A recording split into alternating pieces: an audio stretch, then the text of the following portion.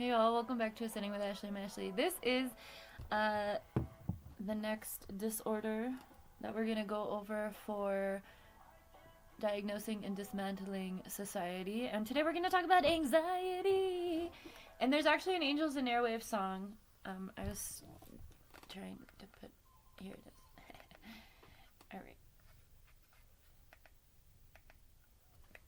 Bitch. Okay. Here we go. I don't care if I get copyrighted. The world should be free. Okay. Already laughing. All right, anxiety. Overview. A mental health disorder characterized by feelings of worry, anxiety, or fear that are strong enough to interfere with one's daily activities. Examples of anxiety disorder include panic attacks, obsessive compulsive disorder, or post-traumatic stress disorder. Symptoms include stress that's out of proportion to the impact of the event, inability to set aside a worry or restlessness. All right, so let's break it the fuck down. I'm thinking about public transportation again because I think that's such an important thing to talk about in regards to society. I used to get such bad anxiety having to take public transportation in LA and also driving in LA. Like, I hated it. I'm just not not a big city girl like that. I like smaller cities. But anyway, the anxiety could be crippling for basic ass tasks of the day. Now, it did mention OCD and post-traumatic stress disorder, which are valid. I will give them that.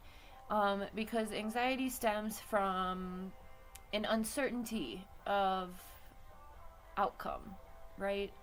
So I'm thinking of public transportation because if the bus is running late and you are already running late and you need that bus to be there on time and you're going to be late for work and it's the third time you're going to be late for work within 2 months and you've already gotten written up about it, that's going to give you anxiety, okay? With good reason, because you need that job to continue living within this society, okay? So thinking about how at a societal level, that's just an example. There's plenty more examples. Whatever you have to do out in the world, right? You know, if something within this system, so like thinking about gears, right? Like if one of the gears is off, that's going to cause anxiety. And a lot of that is outside of your own control, right? A lot of things stem from that outside of your control. But now we're going to pull back, right? Because we're talking about individual impact, right? And individual why it happens. And yes, post-traumatic stress and OCD and, you know, other disorders are disorders or behavioral or emotional capacities being met in certain ways is a better way to say it, in my opinion. But if one thing is off, don't pressure us. So we're already living within a system that we don't want to really be participating in, okay? Most people are not working jobs that they want to be at, done by design, okay? And I'm using that as an example because capitalism, right? So if you're already in a state of unfulfilledness, which most people are, again, I don't like the generalization of most, but it's very real. I would say the majority of people alive are not really living to the extent that they would like to be living. There's some sort of enslavement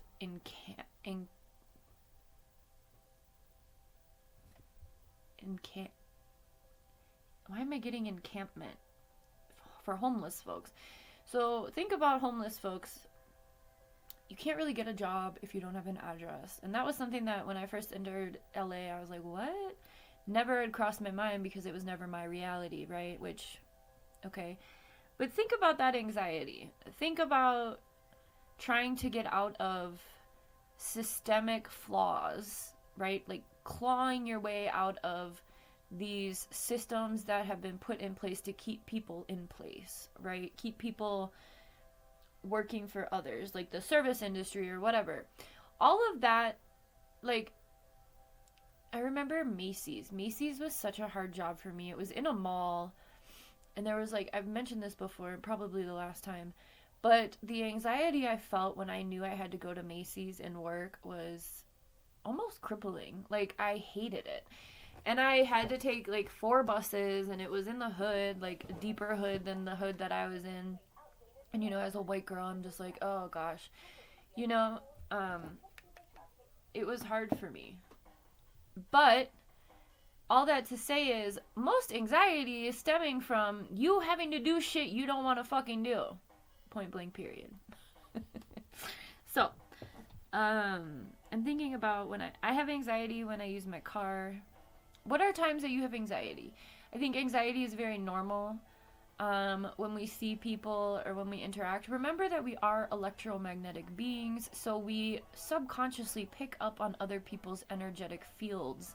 So if someone around you is a predator, women especially get an intuition kick about that being a person to stay away from. And I think there's a very fine line between our body's communication about a dangerous situation and anxiety. And I think within the disorder itself, there has this blur has happened where it's like you're just diagnosing people having to deal with shitty systems with anxiety because they're having a hard time dealing with the shitty systems, because somewhere along the line there have been too many gears that have broken, that have caused consequences that were out of their control. So now they're anxious about everything having to be perfect, which could lead to OCD or PTSD. Say you lose that job because the bus was late too many times, or there was a person waiting at every fucking bus stop, so you had to stop at every stop, and 3 of those people were in wheelchairs, and 2 of them had bikes, and 1 of them had a kid who ran away when the bus got there, and you had to wait. Like, no matter what it is, we have to think at a larger societal scale, right? Of like, everything impacts the other things, right? It's not just you being anxious just to be fucking nervous. There are reasons for the anxiety, okay? Anyway, all right. What you may experience: fatigue, restlessness, or sweating, shaking as well. Panic attacks, right? Cognitive, lack of concentration, racing thoughts, unwanted thoughts. Of course, because you're gonna get to a fight or flight within that, right? Your vagus nerve.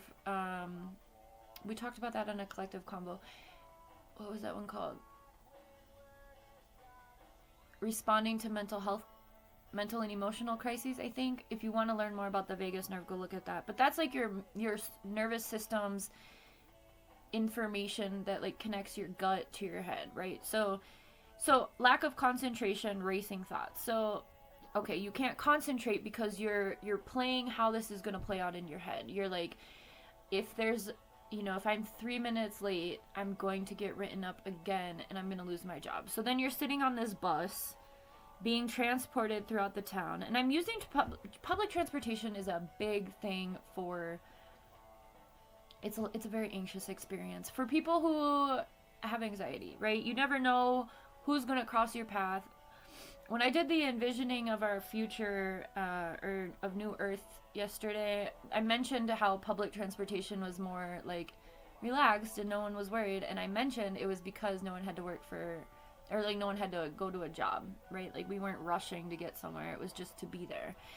And that's the goal, right? That's definitely not where we're at right now. But hypervigilance and irritability, yeah, you're gonna be irritable because now you're worried about everything. You're not just worried about where you're at on the bus, you're worried about your bills, your housing, your kids, your clothes, your animals, right? You're worried about everything. Like, if I lose this because I'm late again because of the public transportation, right? There's only so many times you can blame public transportation, right? But society as a whole breeds anxiety, and that's the main point. Anxiety is a symptom of capitalism, quite frankly. Also hypervigilance or irritability. So like if someone were, and then that's how those cycles of credit karma come too. Because like, say someone, you're sitting there, you're present in your body, or like you're physically there in your body, but you're not present because you're in your mind and you're thinking, how am I going to pay this bill? Okay, should I apply for this job? What about those chicks who went to that, interview and got murdered from Indeed, right? Like, oh, how am I going to find a new job? And you start like doom scrolling within your own mind. That's causing anxiety.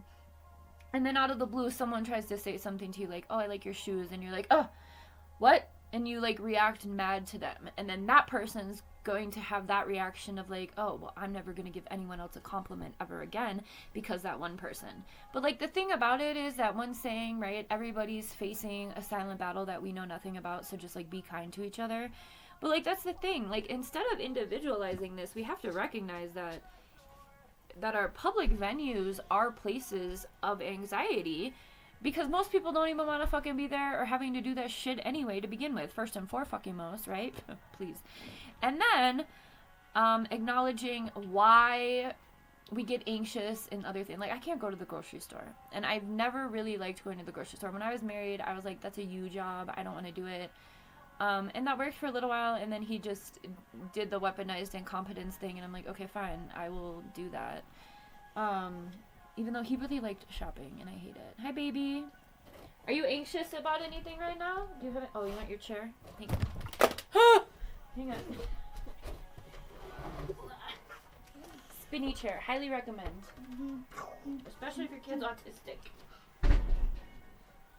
Go ahead. Go on your chair.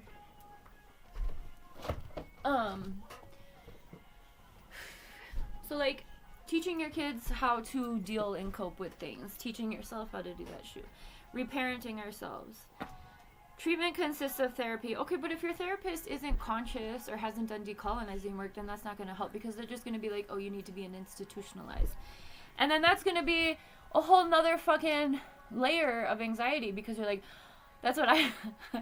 Hi. Yeah, you can take that off. Because then you're going to be like what I went through. Every time I showed any sort of emotion, my family was like, you need to go to the mental institution. So I just started masking. And this was before I realized I was autistic, because I didn't realize I was autistic or on the spectrum until after I was his mother, like within the past couple years. But anyway, anytime I had to be very stoic, emotionless, which is not who I am. I am a very, very excited person, right? You want to say hi? Hi. Hi. You want me to scroll? No, I'm recording. See, there's a little camera. You see the little light right there? Mommy's making videos. You know. He just thinks I talk to myself. Okay, worrying, false or fast heart rate. So that fast heart rate is what people can pick up within your energetic field, because within like 23 feet or 3 feet, I don't know how much it is, we all have this like electric magnetic field around us. So if you're nervous, other people can pick up on that. We already mentioned that with like the predator thing. But it doesn't just have to be predators, but it can be moods as well, right? We already talked about that too. Like, and that's why it's best to just be at this one. Yeah? Okay. It's best when you're out and around others to do your best to, I don't say like fake, but at least put on a facade of, like a socially acceptable facade. I mean, that's just my take on things. That's how I exist, but... Quick facts: genetic, environmental, and psychological. I disagree with psychological. I mean, I think that, well, no, I don't, because I think that PTSD can definitely play a very big role in that, right? Like fireworks, for instance, and like veterans, right? Like hearing those sounds could be triggering, right? That could cause anxiety. That's just another example. Or like women being in a room full of men having experienced sexual assault,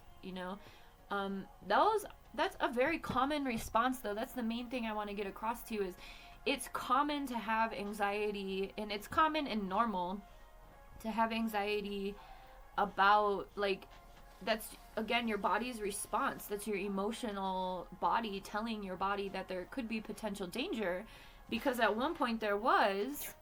And so your information system is like, oh, okay, so what is the potential danger here, and how do I counteract that, right? Survival mode. That's again coming into a fight or flight or fawn response. So everything is fucking connected. But again, a lot of anxiety happens because of either past events or things that are outside of our control. And I don't think that it's something that needs to be blamed on the individual, because again, like all of the other disorders, you're having a normal response to some fucking bullshit. It's not normal to live like this at any means with any fucking part of capitalism. It's not normal, right? It's not normal for militarization, right? It's not normal to watch people getting blown up on our cell phones. It's not normal. And if it's inducing anxiety, that means that you're still connected to your heart space. It's that you still have your consciousness intact. Your innocence is also still there. So I hope this helps. I don't prepare for this shit. I just talk. So I hope this wasn't too bad. If you do suffer from anxiety, do what you need to do to take care of yourself. But I hope that this helps you alleviate the blame or individualism within it, because there's nothing wrong with you. Again, your body is responding to a potential threat, whatever the external threat is. We did many examples here, but that's how your body works.